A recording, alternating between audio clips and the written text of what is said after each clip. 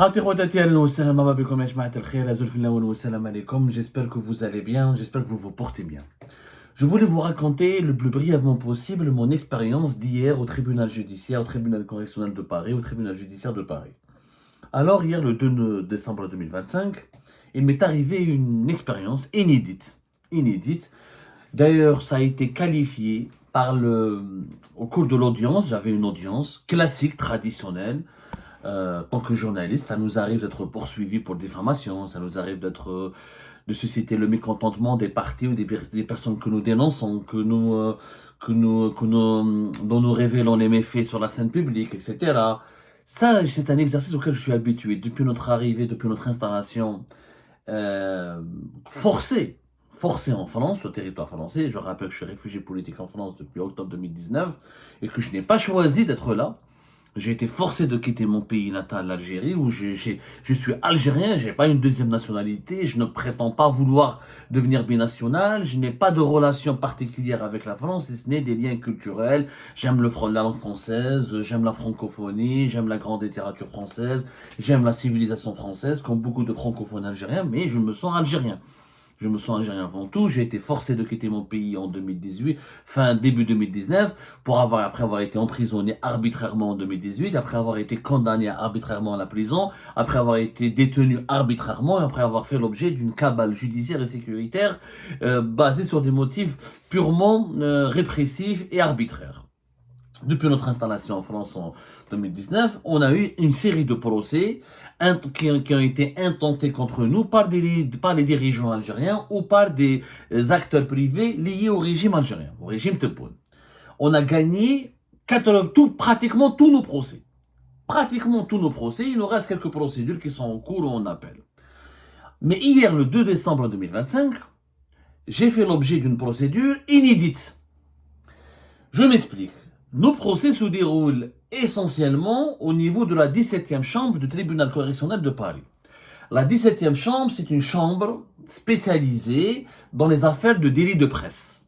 C'est la chambre du tribunal dont les juges siègent pour diriger des procès contre des journalistes de la presse française. Voilà, quand il y a des plaintes en diffamation, d'injures, de calomnie, quand des personnes ou des individus ou des entités morales se sont diffamées ou injuriées ou injustement dénoncées par les articles de la presse française, c'est au niveau de cette 17e chambre que les procès de diffamation ou d'injures ou pour les délits de presse sont traités au niveau de cette 17e chambre.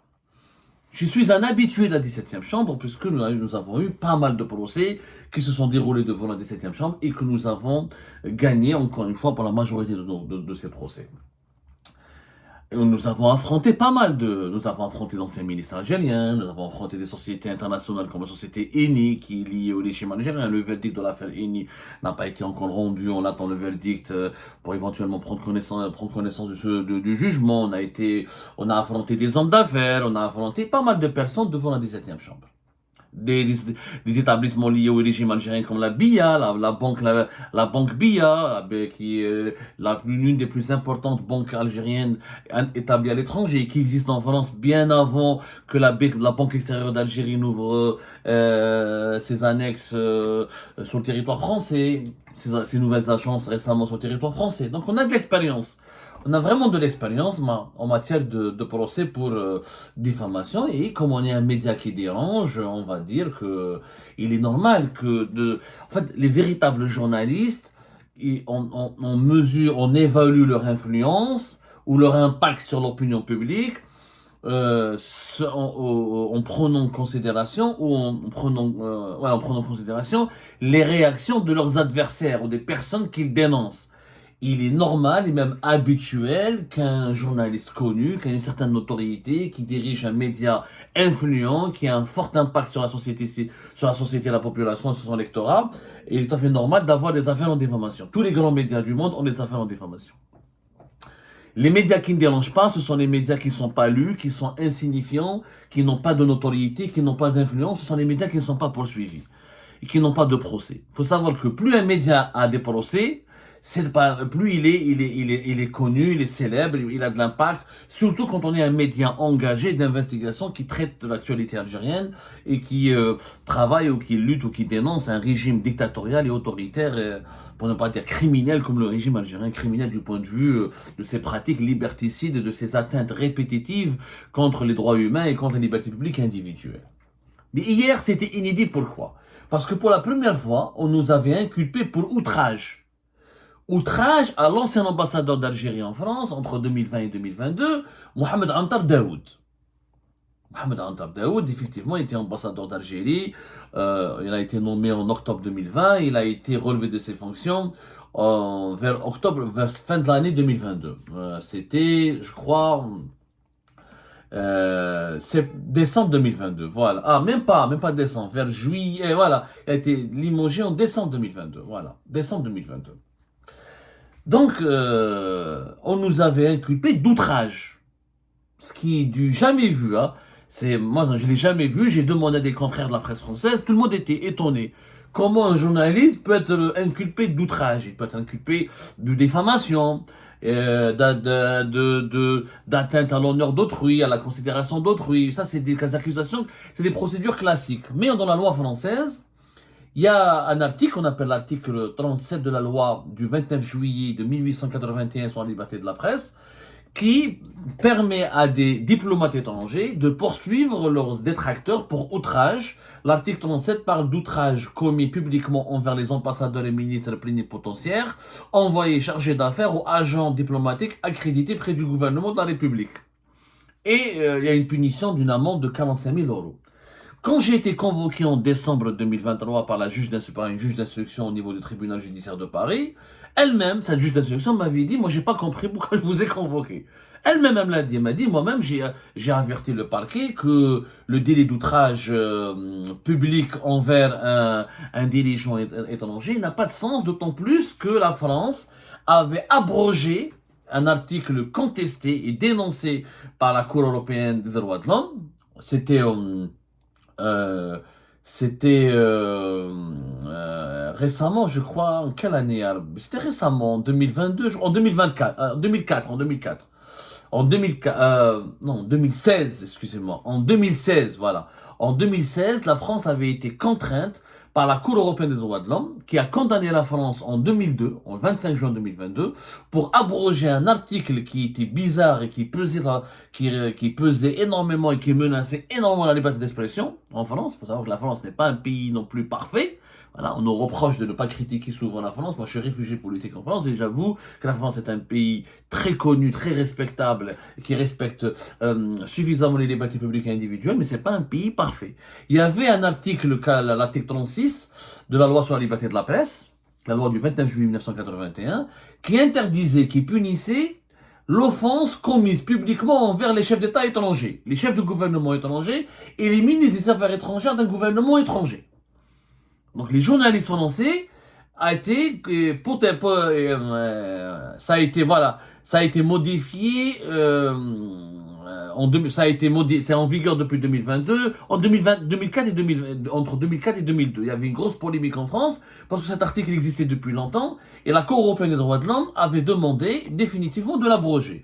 Pourquoi? Parce que la Cour européenne des droits de l'homme avait relevé que le délit d'offense à un chef d'État étranger ne permettait pas aux journalistes d'apporter la preuve de leurs allégations et constituait une mesure excessive pour protéger la réputation ou les droits d'une personne, même s'il s'agissait d'un chef d'État ou de gouvernement.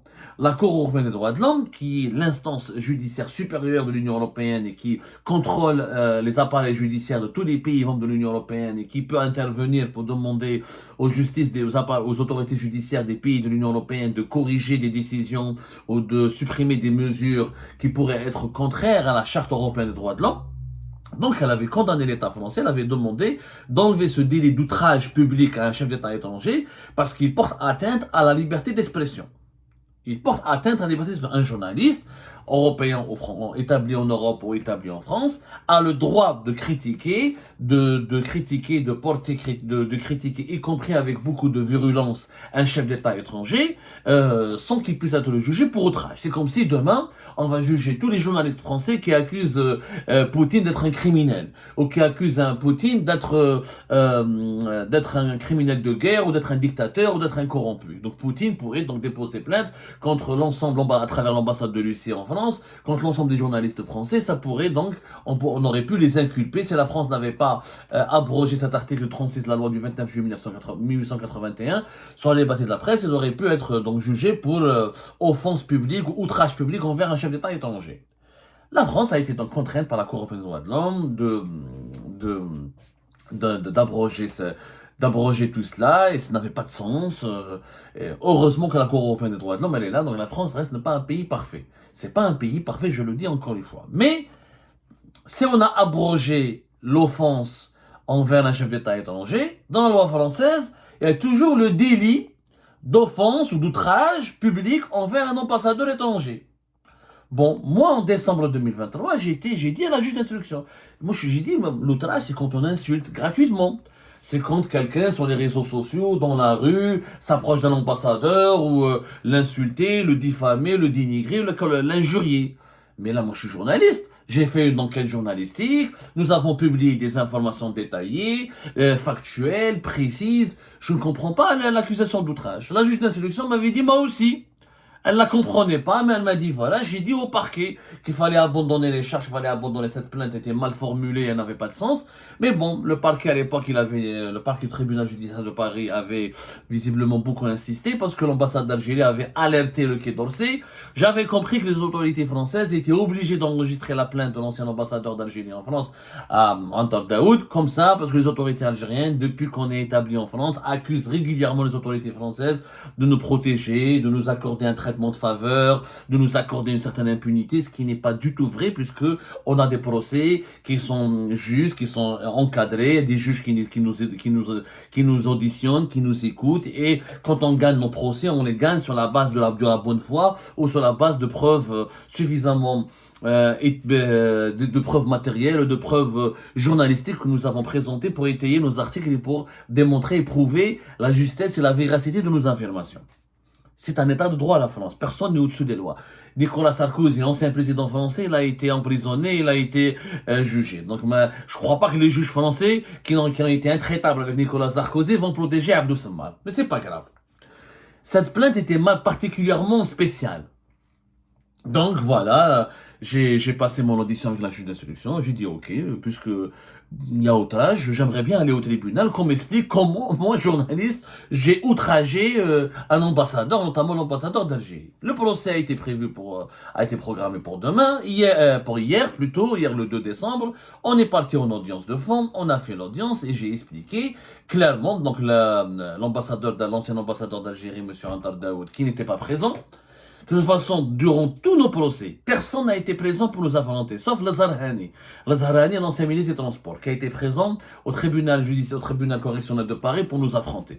Tous les autres, des représentants du régime algérien, que ce soit d'anciens dirigeants, ou des hommes d'affaires, ou les ambassadeurs, ou diplomates, personne n'est présent. Personne ne veut nous affronter. Je suis toujours seul à parler aux juges, et la partie adverse est représentée que par les avocats. Donc, comme l'ambassade d'Algérie, c'est elle qui a payé les frais d'avocat pour M. Mohamed Antar Daoud, comme elle le fait régulièrement pour beaucoup de dirigeants algériens qui ont un problème avec l'Algérie, partent avec Abdou Samar, donc ce serait l'argent public.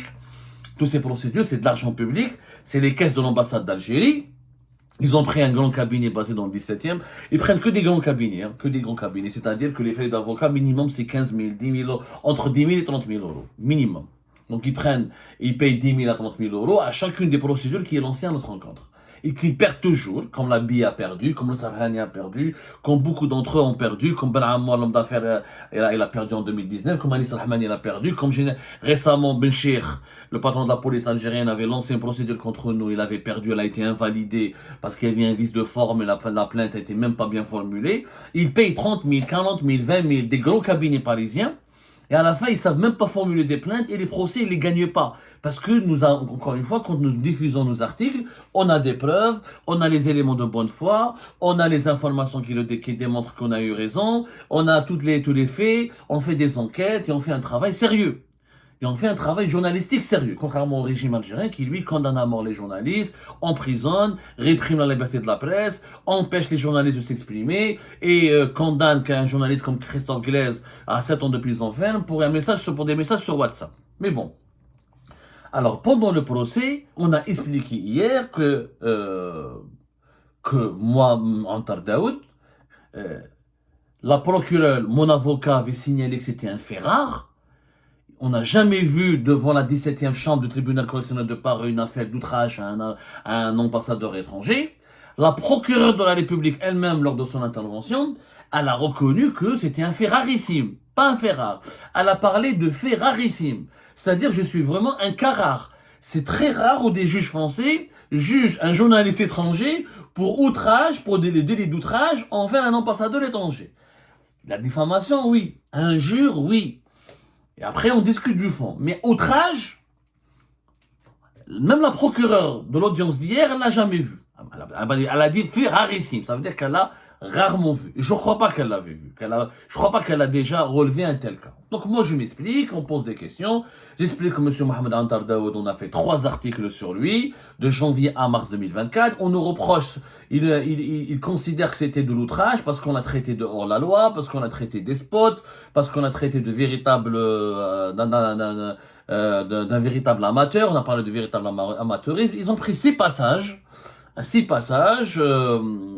et ils ont expliqué en gras que c'est de l'outrage. C'est pas de la diffamation, c'est de l'outrage. Ça veut dire qu'on l'a insulté, qu'on a touché à sa dignité personnelle, et comme il est ambassadeur d'un État étranger, qu'on n'avait pas le droit de l'insulter. Il a un statut particulier. D'ailleurs, c'est pour ça que, encore une fois, des organisations comme Reporters sans frontières, et pas mal d'organisations de journalistes français ne sont toujours pas d'accord. Et je pense que la France ne va pas garder longtemps cet article 37 qui va être... je pense d'ailleurs moi-même, je pense que je ne vais pas hésiter à saisir la Cour européenne des droits de l'homme parce que cet article 37 n'a aucun sens. Comment on peut considérer une critique journalistique envers un ambassadeur, un ministre étranger comme étant de l'outrage? L'outrage, normalement, c'est quand dans la rue, on attrape quelqu'un dans la rue ou quand on insulte gratuitement et méchamment un ambassadeur ou un consul. Mais nous, on a fait encore une fois des articles de presse. On a critiqué une action publique. On a pris le bilan de cet ambassadeur qui a été lui-même relevé de ses fonctions à la fin de l'année 2022 et qui a été remplacé et qui n'a pas été efficace et qui n'a pas satisfait, qui n'a pas été à la hauteur des attentes qui ont été placées en lui. Et dans l'article qui nous a été reproché, on parle de la gestion de l'école internationale algérienne de France, qui a été financée quand même par l'ambassade, par le budget de l'État algérien à hauteur de 7 millions d'euros. On parle d'un dispositif qui s'appelle l'ELCO, qui est un dispositif d'enseignement des langues et de culture d'origine en partenariat avec les autorités françaises et qui coûtait à l'État algérien plus de 2 millions d'euros par an. Comme il y a de l'argent public, on a enquêté et on a relevé que M. Antar Daoud agissait de façon... Il s'impliquait de façon intempestive et excessive dans la gestion de ses affaires internes de ces 2 établissements qui relevaient, l'école internationale algérienne de France par exemple, relevait du ministère de l'Éducation nationale et il y avait l'autorité de l'ambassade d'Algérie, mais l'ambassadeur, depuis un décret exécutif qui a été publié en mars 2024, et en mars 2022, pardonnez-moi, pas 2024, en mars 2022, et on l'explique dans l'article, hein, on explique le décret publié le 15 mars 2022, le décret exécutif numéro 22-98.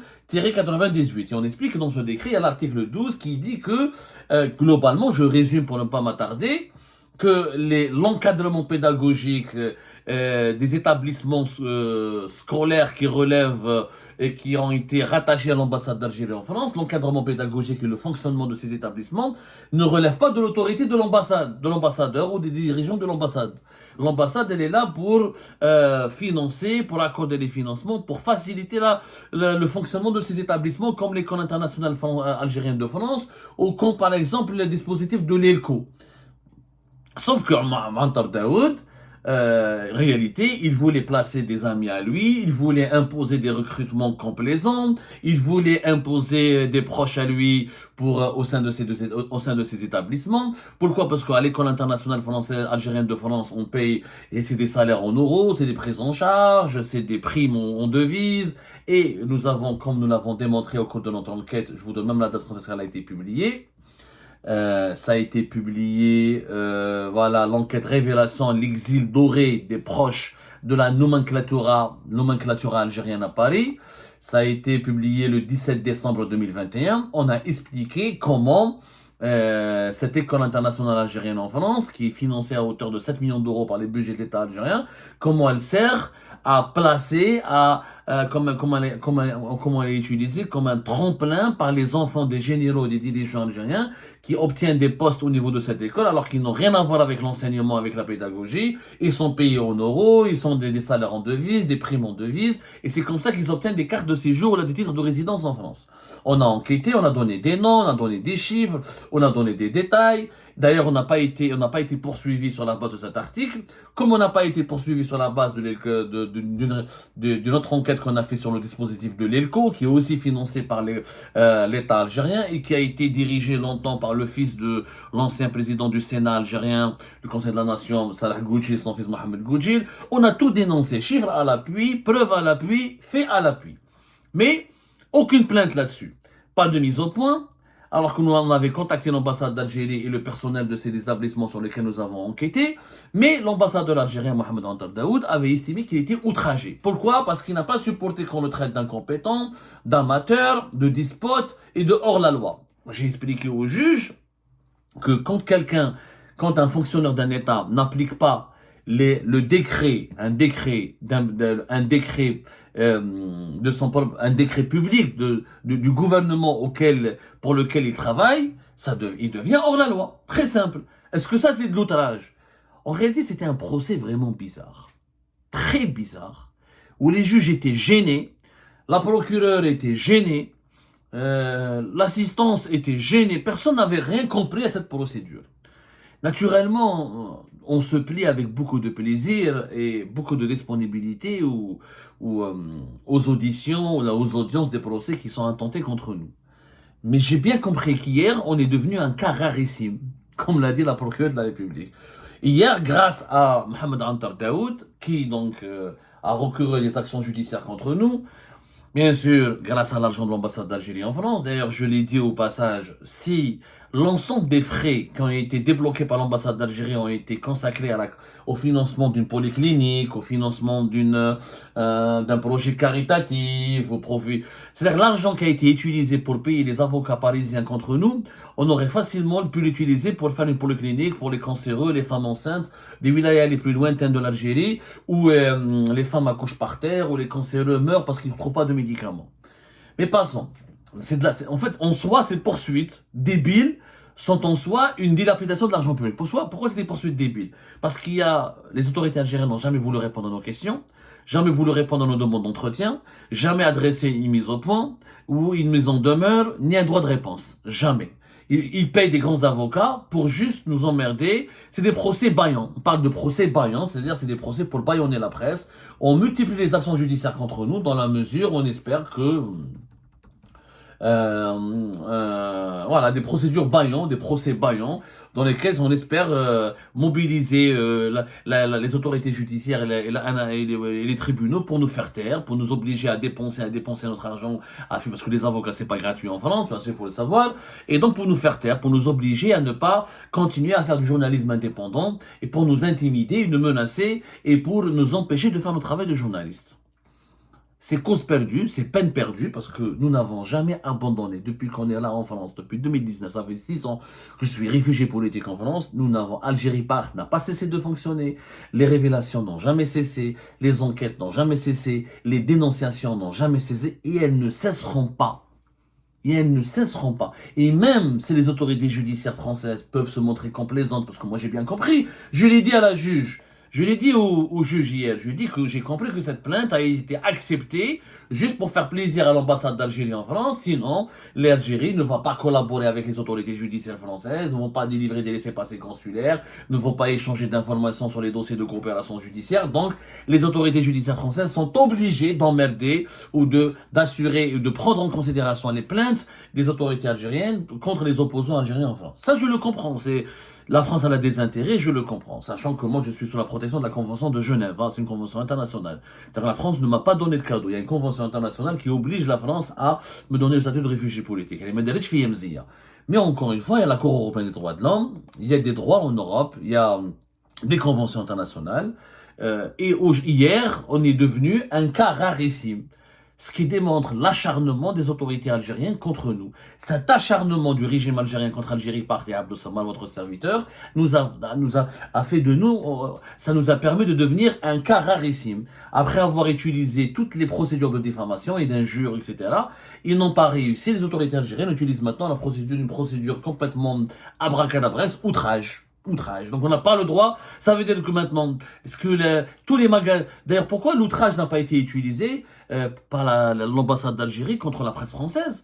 Le Point, le journal de dimanche, dans l'affaire Amir DZ, dans pas mal d'affaires qui impliquent et qui mettent en cause des responsables de l'ambassade d'Algérie, il y a eu des dénonciations très sévères, très strictes contre les dirigeants de l'ambassade d'Algérie. Aucun média français n'a été jugé pour outrage envers l'ambassadeur d'Algérie. Il n'y a que Abdel Samad qui a été jugé, qui a été poursuivi, pas jugé encore parce qu'il n'y a pas eu de verdict, qui a été poursuivi pour outrage envers l'ambassadeur d'Algérie.